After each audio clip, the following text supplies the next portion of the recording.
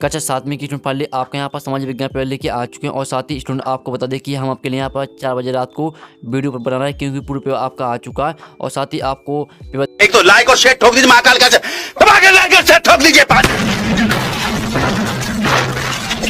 पूरा साल मेहनत करता हूँ आपके लिए बेटा, ऐसा नहीं चलेगा, ऐसा नहीं चलेगा। पहले इस पेपर पूरा आपको याद कर लेना। अगर आप यहाँ पे पहले इस पेपर पूरा याद कर लेते तो पूरी मार्क्स आएंगे। साथ ही स्टूडेंट आप यहाँ पर देख लीजिए, हम पूरा पेपर आपके यहाँ पर संपूर्ण हल सही कराएंगे। पूरा हमने यहाँ पर सोल्यूशन कर रखा, आप यहाँ पर देख सकते हैं। ठीक है स्टूडेंट, आप यहाँ पर देख लीजिए, वार्षिक मूल्यांकन 22/2/2223 पूर्णांक आपका 60 रहेगा, कुल प्रश्न संख्या 24 रहेगी। कक्षा 7 परीक्षा अवधि आप यहाँ पर विषय सामाजिक विज्ञान, अनुक्रमांक रोल नंबर। ठीक है, आपको अंकों और शब्दों में आपको अपना रोल नंबर डाल देना, सलाह का नाम डालें, इंटर स्कूल परीक्षा केंद्र का नाम और परीक्षा दिनांक, सब कुछ आपको यहाँ पर सही भरना है। क्योंकि यहाँ पर बहुत से स्टूडेंट भरने में गलती कर देते हैं, तो आपको भरने में गलती नहीं करना, वो आपको सब कुछ सही भरना। अगर आप यहाँ भरने में गलती करेंगे तो आपके मार्क्स भी कट सकते हैं। ठीक है, तो हमने बता दिया आपको किस में क्या भरना, तो आप समझ गए होंगे। तो चलिए स्टूडेंट, आपका पेपर है वो देख लेते हैं। उससे पहले वीडियो को लाइक के लिए चैनल को सबसे के लिए हमारी मदद से आपके लिए यहाँ पेपर लेके आ चुके हैं। तो चलिए जो आपका पेपर वो देखते हैं आप। तो आपको यहाँ पर हम जूम करके दिखा, जिससे आप यहाँ पर अच्छे से देख पाएंगे। तो हमने यहाँ पर जूम कर लिया, तो आप यहाँ पर अच्छे से देख पाएंगे। तो आप यहाँ पर देखते हैं बहुविकल्पी प्रश्न आते हैं, प्रश्न 1 से 10 तक। तो निर्देश आता है, प्रश्नों को पढ़कर नीचे दिए विकल्पों में से सही विकल्प चुनकर लिखिए, प्रत्येक के लिए 1 अंक निर्धारित है। हमने आपको पहले बता दिया। अगर आप यहाँ पे बताने से पहले इस पेपर पूरा आपको रट लेते हैं तो पूरी मार्क्स लाएंगे। तो आप वीडियो को ध्यान से देखना, पूरा पेपर आपके यहाँ पर संपूर्ण हल सही कराया जाएगा। तो आप यहाँ पर देखते पहला आता है, मध्यकाल में कई नई प्रौद्योगिकी स्थापित हुई थी, निम्न में से कौन सी नहीं है। तो आपका ये आता है, युद्धों में आग्नेय अस्त्रों, और बी आता मोटर गाड़ी, और सी आता सिंचाई में रहट, और डी आता कताई में चरखे। तो जो आपका पहले का आंसर है, पहले का आंसर आपका यहाँ बी हो जाएगा, मोटर गाड़ी। तो आपको यहाँ पर अच्छी हैंड राइटिंग में लिखना है, जिससे आपको यहाँ पूरी मार्क्स मिल सके। तो स्टूडेंट आप यहाँ पर देख लीजिए, आपको जो यहाँ पे इसका आंसर रहेगा वो रहेगा आपके यहाँ पर बी, मोटर गाड़ी।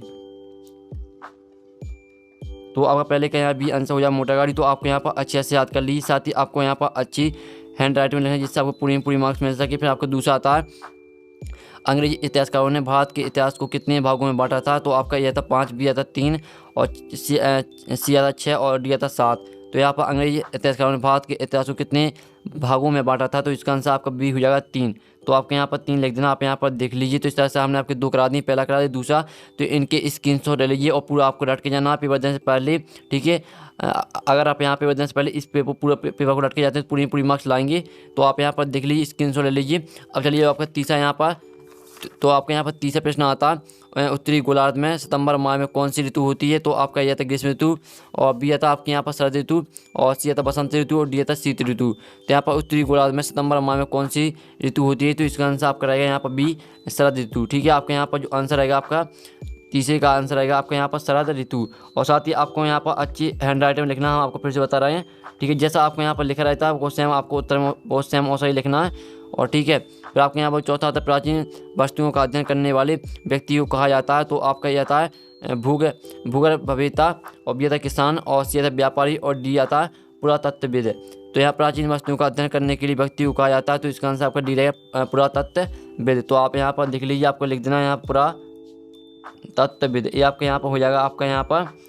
ठीक है, आपको चौथे का यहाँ पर डी आंसर हो जाएगा। फिर आपके यहाँ पर आता है 5वां, भीमबेटका की गुफाओं में चित्र पाए गए हैं। तो आपका आता चलचित्र, बी आता शैल चित्र, सी आता भित्ति चित्र, और डी आता तैल चित्र।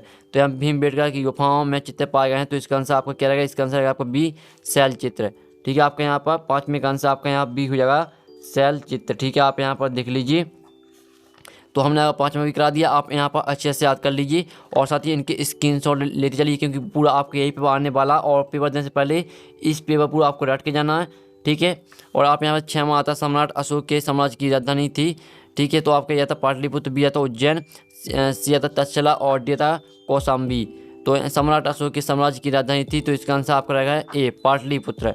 ठीक है, तो आपके यहाँ पर 6वें का आंसर आपको हो जाएगा पाटलिपुत्र। ठीक है, यहाँ पर देख लीजिए, इस तरह से आपको यहाँ पर लिखना है। अब चलिए आपका 7वां आता, पर्यावरण शब्द की उत्पत्ति फ्रेंच भाषा के शब्द डॉट से हुई है। तो आपका ए ऑप्शन आता, बी ऑप्शन आता, सी ऑप्शन आता, डी ऑप्शन आता है। तो पर्यावरण शब्द की उत्पत्ति फ्रेंच भाषा के शब्द से हुई है। तो इसका आंसर आपका रहेगा ए। ठीक है, आपका यहाँ पर ए आंसर हो जाएगा आपका 7वें का। आप यहाँ पर देखते हैं ना, बायरोनेर, ये आपके रहेगा यहाँ पर आंसर। ठीक है, आप यहाँ पर देख लीजिए। तो आपका यहाँ पर 7वें का आपका ए आंसर हो जाएगा। फिर आपका 8वां आता है, ग्राम पंचायत का मुखिया होता है। तो आपका ए आता सरपंच, बी आता पंच, और सी आता पार्षद और डी आता सचिव। तो यहाँ पर ग्राम पंचायत का मुखिया होता है, तो इसका आंसर आपका रहेगा यहाँ पर सरपंच। आप यहाँ पर देख लीजिए, तो आपका यहाँ पर 8वीं का आपका ये आंसर हो जाएगा, तो अच्छे से याद कर लीजिए। तो हमने आपका 8वां करा दिया, 7वां करा दिया, 6वां, और इनकी स्क्रीनशॉट ले लीजिए, जिससे आपको यहाँ पर याद करने में आसान जाएगी। और हमने आपको पहले बता दिया, अगर आप यहाँ पेपर देने से पहले इस पेपर पूरा आप रट लेते हैं तो पूरी मार्क्स लाएंगे। ठीक है, आप यहाँ पर देख लीजिए, आपका यहाँ पर चलिए 9वां देख लीजिए। 9वां आता है उसे कटिबंधीय सदाबहार वन का एक सामान्य जानवर है। तो आपका यह था बंदर, बी था जिराफ, सी था ऊँट और डी था जेबरा। तो यहाँ पर उस कटिबंधीय सदाबहार वन का एक सामान्य जानवर है, तो इसका आंसर आपका रहेगा ए बंदर। ठीक है, आपका यहाँ पर 9वीं का आपका ए आंसर हो जाएगा बंदर। फिर आपका यहाँ पर 10वां था सहारा किस प्रकार का रेगिस्तान है। तो आपका यह था ठंडा, और बी था मीठा, सी था गर्म, और डी था खरा। तो यहाँ पर सहारा किस प्रकार का रेगिस्तान है, तो इसका आंसर आपका सी यहाँ पर हो जा रहेगा गर्म। ठीक है, तो आपका यहाँ पर 10वीं का आपका सी आंसर हो जाएगा गर्म। तो आपके जो यहाँ पर दिए गए थे बहुत विकल्प प्रश्न 1 से लेकर 10 तक, वो हमने आपके सोल्यूशन सहित करा दी, साथ ही आपने अच्छे से याद भी कर लिए होंगे, और इनका स्क्रीनशॉट भी आपने ले लिया वो। ठीक है, आपका 10वां 9वां, और अगर आपने स्क्रीनशॉट नहीं लिया तो आप फिर से यहाँ पर देख लीजिए, स्क्रीनशॉट ले लीजिए, आपका 3रा 4था। ठीक है, जल्दी से स्क्रीनशॉट आप यहाँ पर ले लीजिए। अब चलिए आपके यहाँ पर आता है लघु उत्तरीय प्रश्न आते हैं, प्रश्न 11 से 20 तक। तो आपका क्वेश्चन यहाँ पर आता है 11, सर्व क्षेत्रीय साम्राज्य से आपके समझते, तो इसका आंसर रहेगा सर्व क्षेत्रीय साम्राज्य से तात्पर्य उस साम्राज्य से है जो उनके क्षेत्रीय राज्यों को मिलाकर बना हो, जैसे आपका हो जाएगा यहाँ पर संतुलन साम्राज्य। ठीक है, आप यहाँ पर देख लीजिए। फिर 12वां आता है जिस तरह के पंचायती चुनाव आज हम देखते हैं, उनसे उत्तर मेरूर के चुनाव किस तरह से अलग थे, और साथ ही जो इनके स्क्रीनशॉट वो आप लेते चलिए। तो 12वीं का आंसर रहेगा वर्तमान समय के पश्चात चुनाव सार्वभौमिक वयस्क मताधिकार के आधार पर होते हैं, जिसमें मतदाता अपनी पसंद के उम्मीदवार के चुनाव लॉटरी पद्धति पर आधारित थे। आपके रहेगा यहाँ 12वीं का आंसर, जल्दी से आप यहाँ पे स्क्रीनशॉट ले लीजिए। फिर आपका 13वां था बहुमत से क्या आता है, तो इसके आंसर बहुमत शब्द का प्रयोग मतदान वोटिंग के संदर्भ में किया जाता है। सामान्यतः जो प्रत्याशी सर्वाधिक मत प्राप्त करता है उसे बहुमत कहते हैं। ठीक है, आपका रहेगा यहाँ पर 13वीं का आंसर, जल्दी से आप स्क्रीनशॉट ले लीजिए।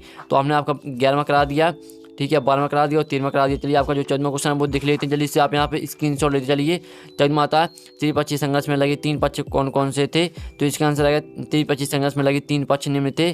तो आपका ए रहेगा गुर्जर प्रतिहार, बी रहेगा आपका दूसरा रहेगा राष्ट्रकूट, और तीसरा रहेगा पाल। ये आपके यहाँ पर रहेगा तीनों के नाम, जल्दी से स्क्रीनशॉट ले लीजिए। फिर आपके यहाँ पर 15वां आता शैल चक्र से आपको समझते हैं, तो इसका आंसर रहेगा शैल चक्र एक सतत प्रक्रिया है जिसमें पुरानी शैलें परिवर्तित होकर नवी रूप लेती हैं। ये आपके यहाँ पर रहेगा 15वीं का आंसर, जल्दी से आप स्क्रीनशॉट ले लीजिए। और पूरा पेपर आपको रट के जाना पेपर देने से पहले, और आप यहाँ पेपर देने से पहले पूरी पेपर रट के जाते हैं तो पूरी मार्क्स लाएंगे। फिर आपको 16वां आता है विश्व के किस भाग में उष्णकटिबंधीय प्रवृत्ति वन पाए जाते हैं, तो इसका आंसर है भारत, उत्तरी अमेरिका और सेंट्रल अमेरिका के बड़े भूभाग में उष्णकटिबंधीय पर्वतीय वन पाए जाते हैं। आपको 16वें का आंसर रहेगा। फिर 17वां आता है सारा रेगिस्तान के लोग किस प्रकार के वस्त्र पहनते थे, तो इसका आंसर रहेगा सारा रेगिस्तान के लोग मुख्य रूप से लंबे ऊनी वस्त्र पहनते हैं जो उनके पूरे शरीर को ढकते हैं। आपका 17वें का आंसर रहेगा। फिर आपका यहाँ पर 18वां था, और जल्दी से आप स्क्रीनशॉट लेते चलिए क्योंकि वो पूरा पेपर आपका यही आने वाला है।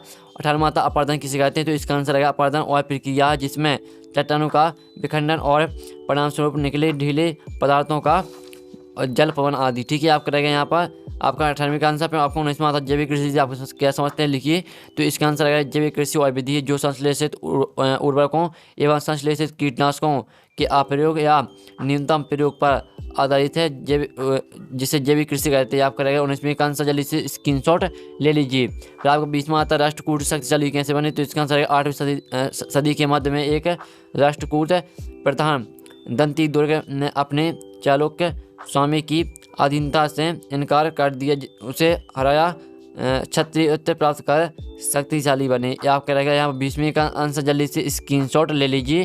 फिर आपके यहाँ पर जो लघु उत्तरीय प्रश्न है प्रश्न 11 से लेकर 20 तक वो हमने करा दिए हैं विथ सॉल्यूशन सहित। फिर आपके यहाँ पर दीर्घ उत्तरीय प्रश्न आते हैं प्रश्न 21 से 24 तक। तो आपके 21 माता मंदिरों के निर्माण और रखरखाव में शिल्पकार क्यों महत्वपूर्ण थे, जल्दी से आप इनका स्क्रीनशॉट ले लीजिए। ये आपका 21वां क्वेश्चन है, आप यहाँ पर जल्दी से स्क्रीनशॉट ले लीजिए। ठीक है, फिर आपका 22वां क्वेश्चन आता है न्याय चक्र के अनुसार सेनापतियों के किसानों के हितों का ध्यान रखना क्यों जरूरी था। ये आपका यहाँ पर रहेगा 5 नंबर का, जल्दी से देख लीजिए। आपको 22वां क्वेश्चन में करा दिया आज आज अभी अभी हाँ। रहा नहीं जाता, तड़प ही ऐसी है। तो स्टूडेंट आप यहाँ पर देख लीजिए साप्ताहिक बाजारों में सामान सस्ते दामों में क्यों मिल जाता है, तो ये रहा उसका आंसर, जल्दी से आप स्क्रीनशॉट ले लीजिए। आपके 30वें क्वेश्चन का आंसर है। फिर आपको 24वां आता है सबके लिए स्वास्थ्य की सुविधाएं उपलब्ध कराने के लिए सरकार कौन कौन से कदम उठा सकती हैं, चर्चा कीजिए। तो ये आपका यहाँ पर 24वें का आंसर। साथ ही जो स्टूडेंट आपके यहाँ पे 21वें क्वेश्चन था 22वां, उसका हमने सोल्यूशन नहीं कराया, तो उसका सोल्यूशन मिल जाएगा आपको टेलीग्राम ग्रुप में। जाइए आप यहाँ पर और टेलीग्राम ग्रुप पर ज्वाइन कर लीजिए। आपको टेलीग्राम ग्रुप में यहाँ पर क्वेश्चन 21वें और 22वें का आंसर मिल जाएगा। तो हमने पूरे पे आपका करा दिया, आप यहाँ पर देख लीजिए पूरे पे आपका हो चुका है। तो हम यहाँ पर नेक्स्ट वीडियो में टेकिन बाय बाय।